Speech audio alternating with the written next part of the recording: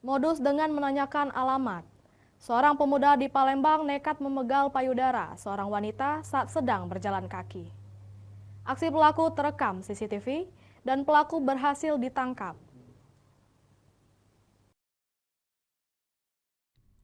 Inilah rekaman CCTV detik-detik pelaku, Sandi, 24 tahun, warga Kelurahan 24 Ilir, Kecamatan Bukit Kecil, Palembang, saat melakukan aksinya membegal payudara seseorang wanita. Dalam rekaman CCTV tersebut, pelaku berpura-pura menanyakan alamat dengan korban, UM, 52 tahun. Usai beraksi, pelaku langsung kabur meninggalkan korban. Korban yang teriak meminta tolong terdengar petugas polisi wanita yang saat itu sedang patroli, sehingga pelaku ditangkap dan dibawa ke Mapolrestabes Palembang.